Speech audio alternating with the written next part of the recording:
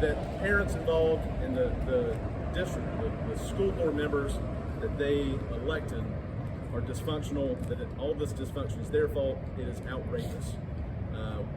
I was hoping, and this is what we're going to do today, is these parents can speak for themselves. If they simply want this smut out of the schools, the dysfunction out of schools has been decades in the making. It is not the majority now. The majority now are trying to root this out. So we want you to hear from them.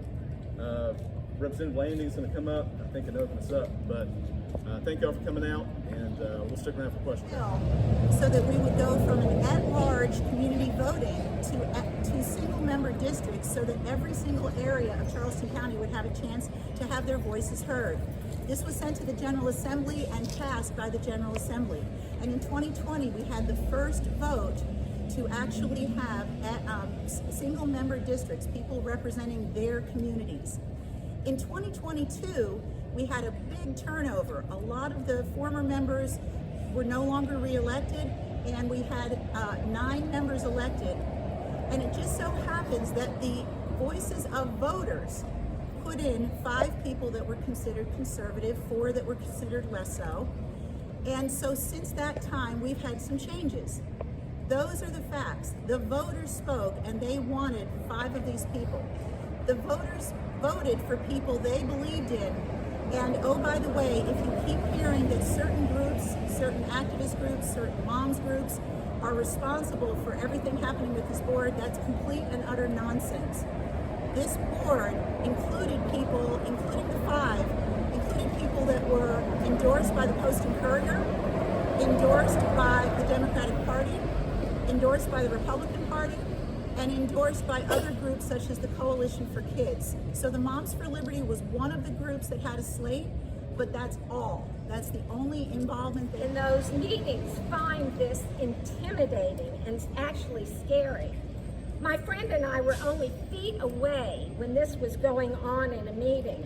My friend was ashen. I looked at her, and on checking on her, she had her phone on, and I asked her, "Are you okay?" And she said, "I'm on the phone with my daughter in Virginia. She has just organized a prayer circle for our protection."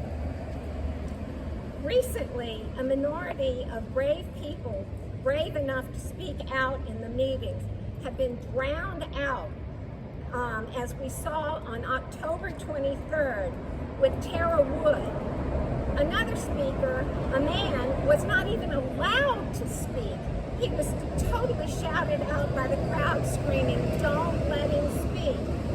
I personally have been called a racist and a hater in these meetings.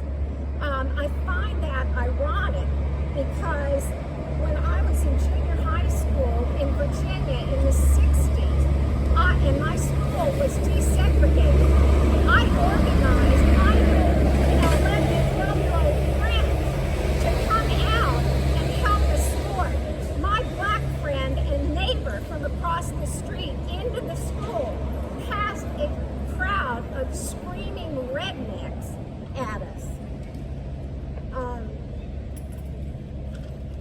I also used to tutor black kids in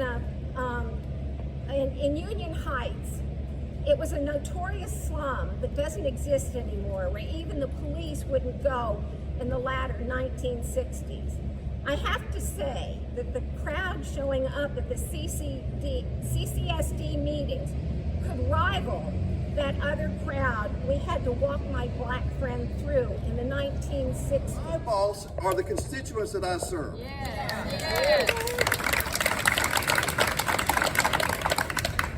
The school board's boss are the voters that elected them, duly elected them. Now, is there some unruly behavior in these school boards, as I mentioned? Yes. Do we need stronger leadership during these? Do we need to figure out what the gavel is for? I think so. I think so. There comes a time when we have, the founding fathers were brilliant when they had separation of powers in our Constitution. The job of a politician is to be a listener. Why don't peace talks work? Because they're talks, not listens. You're not listening to the voters, you're listening to special interest groups.